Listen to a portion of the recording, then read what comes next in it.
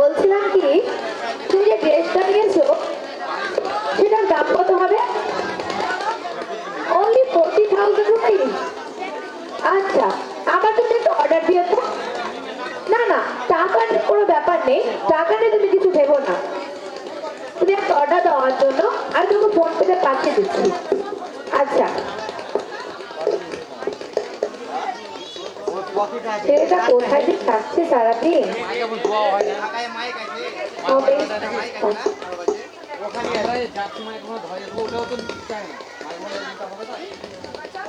শুনছো? হ্যাঁ বলো। বলছিলাম কি, ছেলে তো বড় হলো, ওকে তো কোনো ভালো স্কুল দিতে হবে, সেটা নিয়ে কি তুমি কিছু ভেবেছো? শুনছো তুমি আমি কি বলছি? হ্যাঁ বলো। ছেলে বড় হয়েছে তো, ওকে তো কোনো ভালো স্কুল দিতে হবে। কোন ছেলে?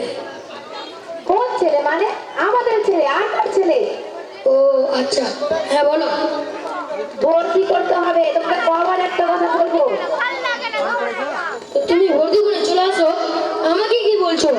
বারবার আমাকেই ডিস্টার্ব করতে পেরেছো। আমি যেতে পারবো বলো তো? তুমি জানো না আমার তো কোনো কাজ আছে, আমি কত ব্যস্ত।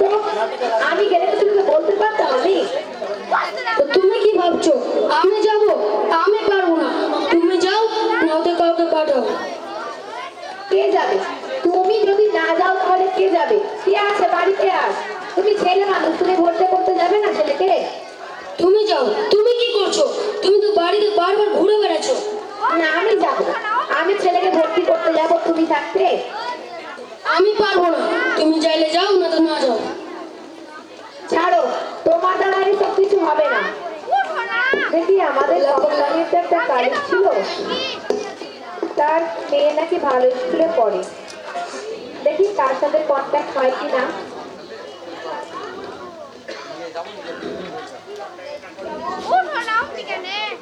হ্যালো, না বলছিলাম কি, তোর কোন স্কুলে পড়ে রে? ও না, মানে আমার ছেলে তো ভর্তি করবো তো, তাই জন্য বলছিলাম। ওই স্কুলে প্রিন্সিপালের নাম্বারটা পাওয়া গেলে অনেক ভালো করে। আচ্ছা ঠিক আছে, তুই হোয়াটসঅ্যাপে পাঠিয়ে দে, আমি দেখে নিচ্ছি। আচ্ছা,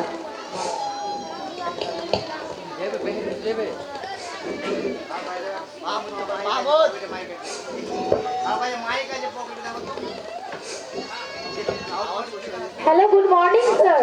গুড মর্নিং। বলছিলাম কি, আমার ছেলেকে আপনাদের স্কুলে আমি ভর্তি করতে চাই। হ্যাঁ করেন।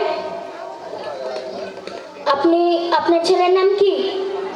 আমার ছেলের নাম স্যার ওই আব্দুল হামিদ। আপনি কোথা থেকে বলছেন? আমি হাতি চিত্রা থেকে বলছি। আপনার ছেলের বয়স কত? আমার ছেলের বয়স ওই তো হবে স্যার 6 বছর।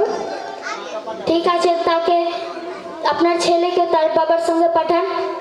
কি বলছে? ওর বাবাকে স্যার পাঠাবো? ওর বাবা গেলে আমি আপনাকে ফোন করতাম না স্যার, উনি অনেক ব্যস্ত মানুষ, যেতে পারবে না স্কুলে। কাজ তো সবাই থাকে, কিন্তু আপনার বাচ্চার ভবিষ্যতের জন্য এইটুকু তো করতে পারেন, তাই না? না স্যার, আপনি বুঝতে পারছেন না, ওনার বাবার অনেক কাজ স্যার, তিনি অনেকই ব্যস্ত মানুষ, তিনি যেতে পারবে না স্কুলে। তাহলে আপনি আপনার ছেলেকে নিয়ে আসেন। কি স্যার? আমি স্যার, আপনি জানেন আমার কত কাজ আছে, আমি কত ব্যস্ত স্যার। না, আমি যেতে পারবো না স্কুলে। তাহলে কি করবেন? আমি আমি বরং একটা কাজ করছি, আমি আপনাদের ভর্তির ফিটা জমা করে দিচ্ছি, কাল থেকে আমার ছেলেকে আপনাদের স্কুলে পাঠিয়ে দেবো। আচ্ছা ঠিক আছে, পাঠান দেখি। আচ্ছা ঠিক আছে।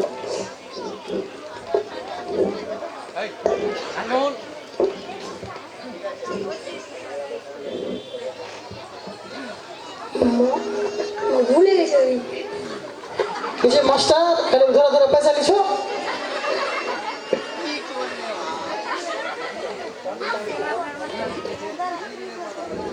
স্যার আসবো? এসো।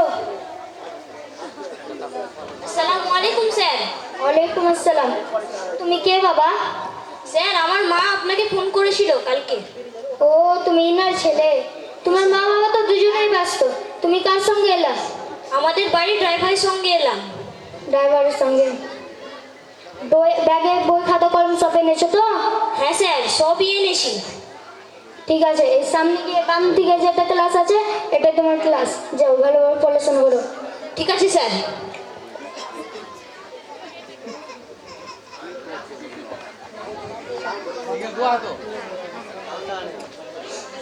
স্যার আসবো? এসো। আসসালামু আলাইকুম স্যার। ওয়ালাইকুম আসসালাম। স্যার বলছিলাম কি আব্দুল হামিদ ভালোভাবে পড়াশোনা করছে না, তার ব্যাগে খাতা কলম বই কিছুই নাই। ছেলেটাকে লাগছে আমাকে কিনে দিতে হবে। ঠিক আছে তুমি যাও, আমি দেখছি। ঠিক আছে স্যার, তাহলে আসছি।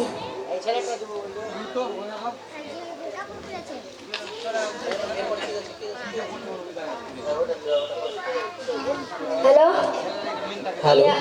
আমি আব্দুল হামিদের স্কুল থেকে বলছিলাম। হ্যাঁ ম্যাম একটু ব্যস্ত আছে, একটু দাঁড়ান, আমি কল দিচ্ছি ম্যামকে। ঠিক আছে। হ্যাঁ হ্যালো, কে বলছেন? আমি আব্দুল হামিদের স্কুল থেকে বলছি। ও আচ্ছা স্যার, যা বলবেন একটু তাড়াতাড়ি বলবেন, ঠিক আছে? হ্যাঁ, আব্দুল হামিদের পড়াশোনা ভালো করে না? না স্যার, দাঁড়ান একটু, আমি এখন একটু ব্যস্ত আছি স্যার। আমি আপনার সাথে আমি আপনাকে 1 ঘন্টা পর কল করছি, ঠিক আছে? ঠিক আছে। শুনতে পেলেন তো, ম্যাম অনেকই ব্যস্ত আছে, একটু পরে কল করেন। আপনি না হয় ওর বাবাকে কল করে দেখেন, ধরে কিনা দেখেন, উনিও হয়তো ব্যস্তই হবে। ঠিক আছে। হ্যালো, কে? আমি আব্দুল হামিদের স্কুল থেকে বলছি। যা বলবেন শর্ট করে বলেন। আব্দুল হামিদ ভালো করে পড়াশোনা করে না। কোন আব্দুল হামিদ? এই যে আপনার ছেলে আব্দুল হামিদ। ও, আমি অনেক ব্যস্ত আছি, আপনার আম্মাকে ফোন করেন। ঠিক আছে।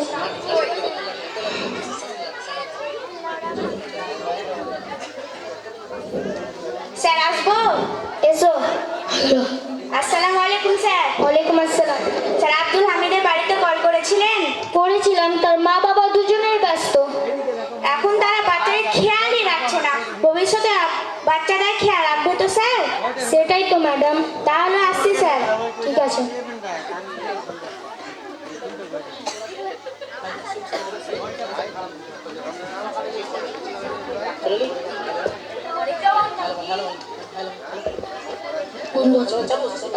হ্যালো,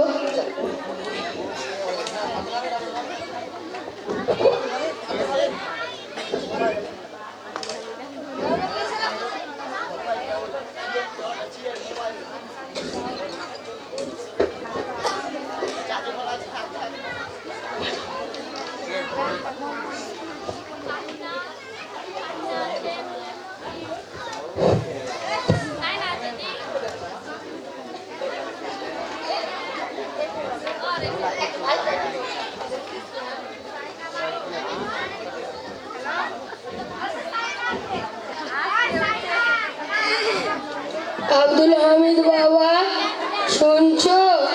ও আব্দুল হামিদ বাবা, আবার পড়ে গেল। উঠো, প্রথমে লাঠিটা তো উঠাও।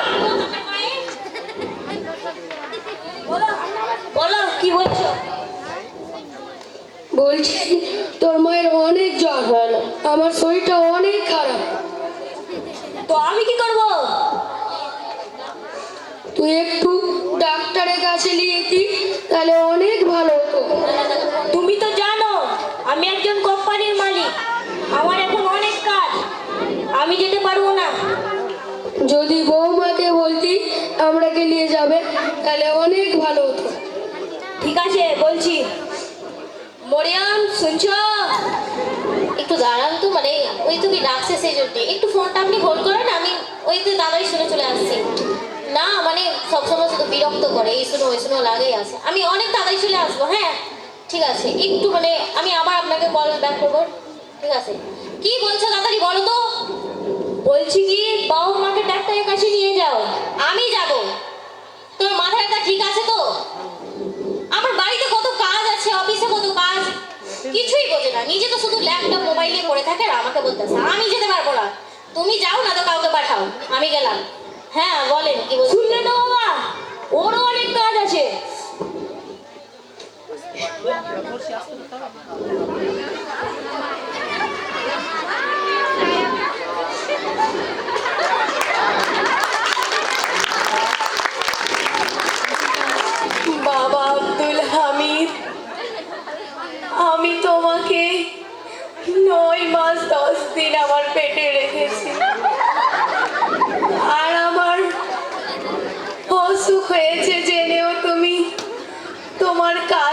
যাচ্ছ? মা, তোমার সঙ্গে আর কথা বলতে পারছি না। আজকে আমার অফিসে মিটিং লেগেছে। নাও টাকা, তোমরা নিজে নিয়ে চলে যাও। নাও, নাও টাকা, তোমরা নিজে নিয়ে চলে যাও।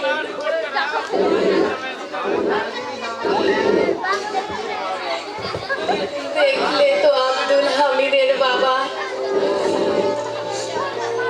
তোমার মনে আছে সেই দিনের কথা, যেদিন আব্দুল হামিদের স্কুলে ভর্তি হওয়ার কথা চলছিল? সেই দিন আমরা দুজনে আমাদের ব্যস্ততা দেখিয়ে কেউ তার সঙ্গে তাকে ভর্তি করতে যায়নি, এবং যেদিন স্কুল থেকে ফোন করেছিল সেদিনও আমরা আমাদের ব্যস্ততা দেখিয়েছিলাম। হ্যাঁ, মনে আছে। সেই দিন